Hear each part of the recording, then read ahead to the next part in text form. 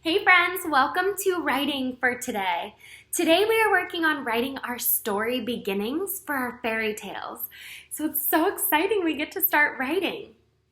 In our story beginnings, there's 3 things we need to make sure we have. We need to make sure we start with once upon a time. We need to make sure we introduce our setting and we introduce our characters. Now that can seem like a lot. So what I'm going to do with the rest of this video is break down our story beginnings step by step. And if you follow all these steps, then you'll finish your story beginning. All right? I'm going to start with step 1. Step 1, go ahead and grab your fairy tale writing, okay? You're going to grab just your setting page, your evil character, and your good character page, okay?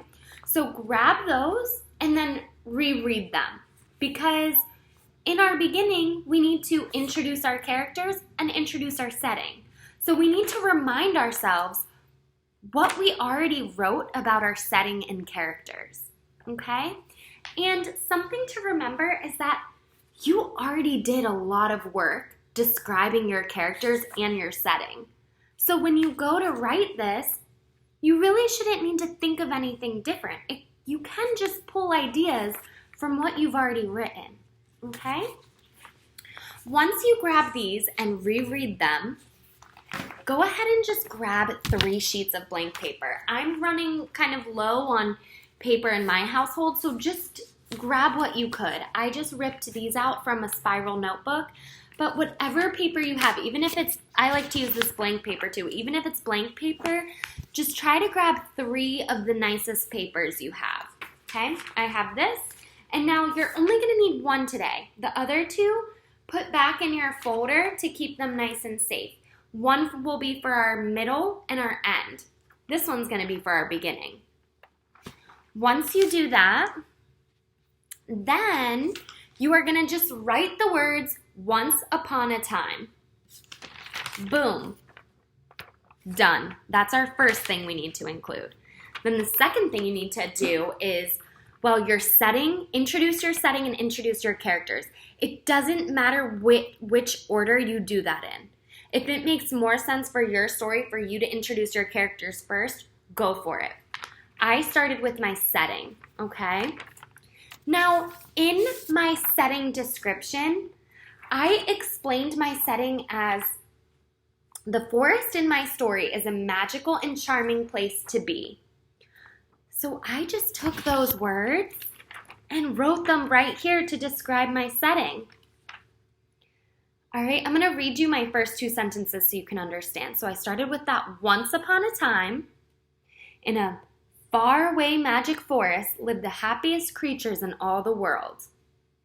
Then I describe my setting here. The magic forest is a mystical and charming place to be. Wow, I took that right from here. I didn't even need to think about that again. So don't make this harder on yourself. You already did a lot of this work in our planning phase. Just take that and include it in your story. All right, so I've started with once upon a time. I've introduced my setting. Now I have one last thing to do, which is introduce my characters.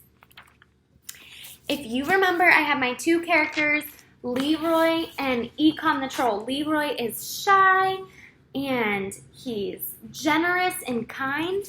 And then Econ is greedy and evil and jealous and mean. Okay, so here's how the rest of my story goes.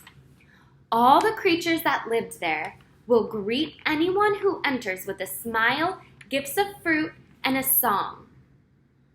That is, all but 1 creature. Econ the Troll was the only grump and evil creature living in the magic forest.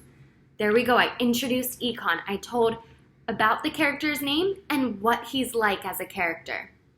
No one dared to go near him until one day when a kind and gentle bear named Leroy, my second character, moved to the magic forest. Without knowing of Econ's grumpy and evil ways, Leroy moved in right next door.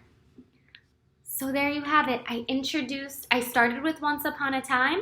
I introduced my setting and introduced my characters. Now the last thing you can do is add an optional picture, okay? I drew Leroy saying, oh, I will be very happy here, and maybe I can make friends with my neighbor. And then I drew the neighbor econ right there. It's a little bit hard to see, but he's in his little spot, okay? And if you feel like, oh, it's too much to work on your drawings today, you can go ahead and work on them on days we don't have writing assignments, okay? Or just pick it up whenever you get bored. Work on your drawing for your illustration. You can also work on it on Free Write Friday. Once you're done with that, you know what to do. All your paper goes neatly back into your folder. My folder's here, right inside, and keep it nice and safe so you have your story beginning done.